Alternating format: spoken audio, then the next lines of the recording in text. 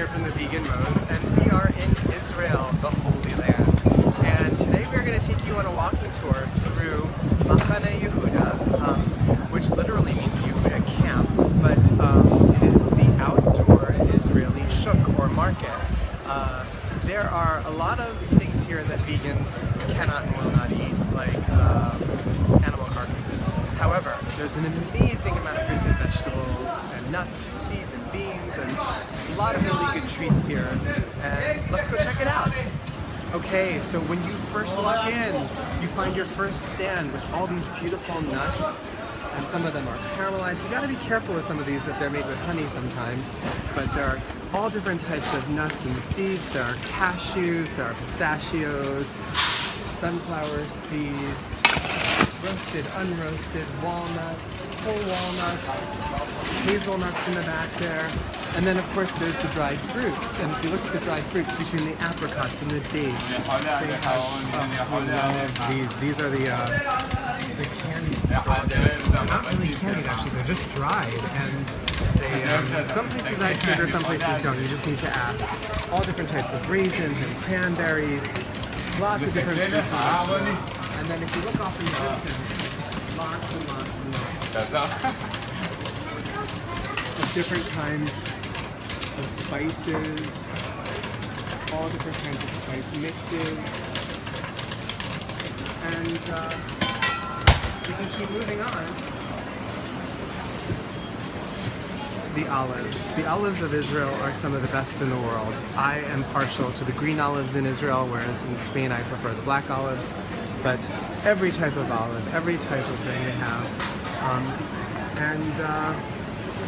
Well, there's just so much more to see. Let's go take a look. So the baked goods in Israel are incredible. Unfortunately, they use an amazing amount of eggs and milk in a lot of what they bake. So it's really important to ask and know what has what. If you take a look over here at the breads, they have sesame breads, they have all different types of different baked goods, and if you're not sure what they have, just ask. Everyone speaks English, although I'm going to try it in Hebrew. Shalom, shalom. שאלה, האם יש ביצים בתוך מה שאתם... זה לא ביצים. זה לא ביצים, אבל זה ביצים.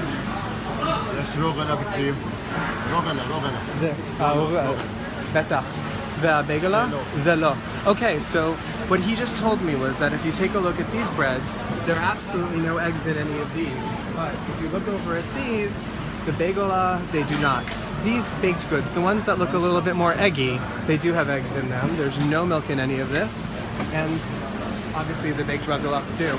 A really important thing to understand is that a lot of the people here are baking for people who keep kosher. And when you want to sort of separate the kosher laws, eggs are considered a neutral object. So eggs can be in dairy foods, eggs can be in meat foods. However, milk and meat have to be separated. So if you ask about something and they say it's parav means it's neutral. And so parav can be meat-free and dairy-free. So the only thing you need to worry about then is... She's a little angry. But all you need to do is ask about whether the eggs are in it and something that's parav. So bread tends to be parav if there's no milk in it. All you have to do is ask about the eggs. Beitzim is the word for egg. The fruit in Israel is honestly some of the best in the world. If you take a look at the wide variety of fruits and vegetables that they have, it's kind of amazing. And I would say the greater proportion of 80 to 90% of it is grown here in Israel, which is amazing when you consider that they've irrigated and cultivated a desert. So look at those avocados are incredible.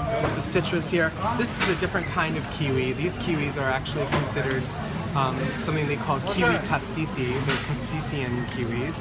They grow their own sort of miniature version of pineapple, which are absolutely beautiful.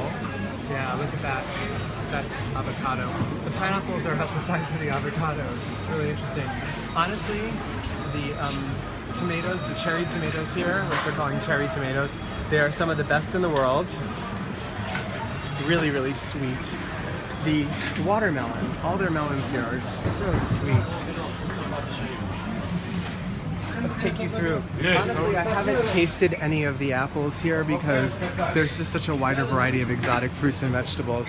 But if you look 90% of what we would consider to be on the dirty dozen list in the US just doesn't exist here because they don't use the same kinds of pesticides and chemicals that we do in the US for large food production, largely because the fruits and vegetables in the US are grown so far from where they have to be shipped.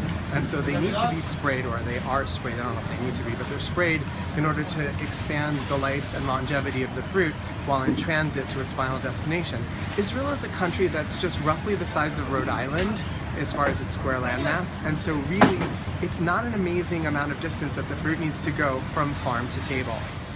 The potatoes, the onions, all the different root vegetables are just amazing in this country. The cabbage is usually very sweet here.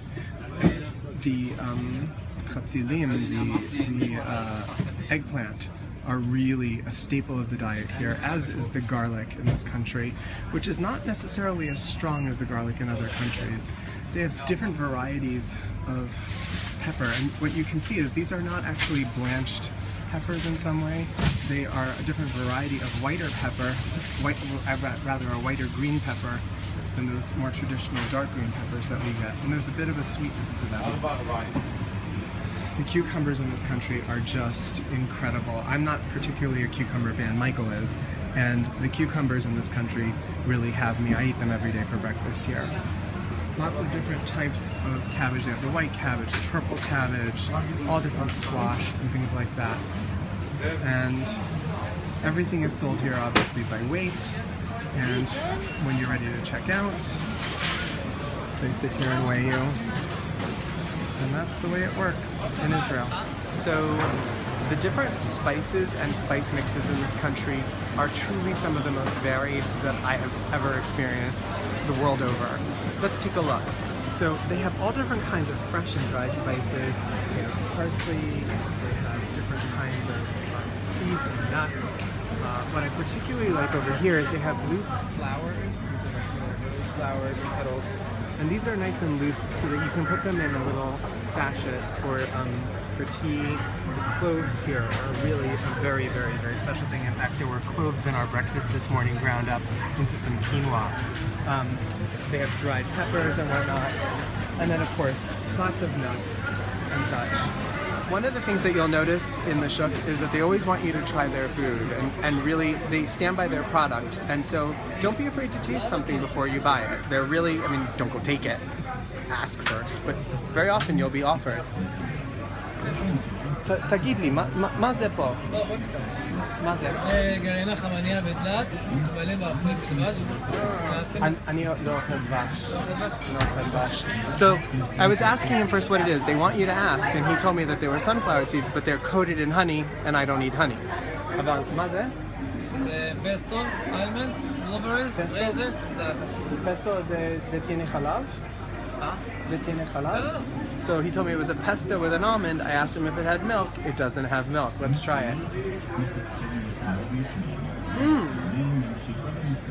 Wow. It's absolutely beautiful. You taste the freshness. I'm just going to keep eating this.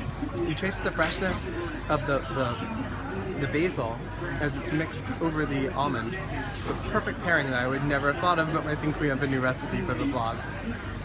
So if you look at all of the bulk grains that they have here, rice, and they have all different kinds of wheats, bulgur, barley, they have dried beans, they have, you can get popcorn, you can get all your different nuts and seeds, your beans, your lima beans, your lentils. Those are flax seeds right over there that are ready to be ground up and made into beautiful, beautiful baked goods and whatnot. And then, of course, tons and tons and tons of pre-made spice mixes. And a lot of them are labeled in English. Spice for meatballs. I would go with seitan balls, but thank you. And whatever you're looking for, don't forget, they're happy to talk to you, and most people can speak English here, so don't be afraid. Vegans love tahini, right? Well, here in Israel, one of the places where it started, it's called tchina. So tahini is the American pronunciation, but in Israel, in Hebrew, we pronounce it tchina. Tchina is nothing more than ground sesame paste. So, want to see how it's done? This is how it's done. What we do is you have two stones, put that stone. That is a really big stone. You can see my reflection in this. But you've got a big stone on top of another, and they put the sesame seeds. Here they use only imported sesame seeds from Ethiopia. And let's try to get in on that. And as they get crushed, you can see it starts to extrude its way out. And the oil that's natural to the sesame seed causes the paste to sort of ooze out. And as it works its way down, it slowly works its way down into this collecting sieve that then brings it out into this tube, and the tahina comes out this way. Pretty amazing stuff. So, one of my favorite things that is unique to Israel is something called chalva. And chalva is a takeoff on what we just saw. It's made out of sesame paste, it's ground sesame paste, and they work it into sort of like a cake, for lack of a better word. It has a very pasty, sometimes gritty consistency, which is why it throws people off. But then they sweeten it and they flavor it. And take a look at the variety of different chalvas they make here. So, I mean, you can get chalva with coffee, you can get it with pecans, you can get it with pistachios, almonds, you can get it with just about any addition. Interestingly, this chocolate chalva right over here, that's actually made with Belgian chocolate. Now again, here we go back to the parve thing. So I asked him, is that dairy? Does it have milk chocolate? And he said, no, it's parve chocolate, which means that it is absolutely dairy-free, as is the white chocolate here, as is all of this, because a lot of the people who keep kosher here want to be able to eat this after a meat meal or after a dairy meal. And so the only thing you need to worry about is there's eggs in this, and there are no eggs. These are mounds of sesame paste. You can get cocoa. There are so many different varieties. They sell it by the weight. It's really amazing, but a very small amount goes a very long way. And really, it's made by the same company that makes the tahina that we just saw, and they do an unbelievable job. And all you do is decide which one you want, and then you can try. Of course, my friend. This is coffee, coffee bean. It's a cafe. So this is coffee. Cafe. It's sweet, and it has a hint of coffee to it. And then there's that little sesame taste in the end.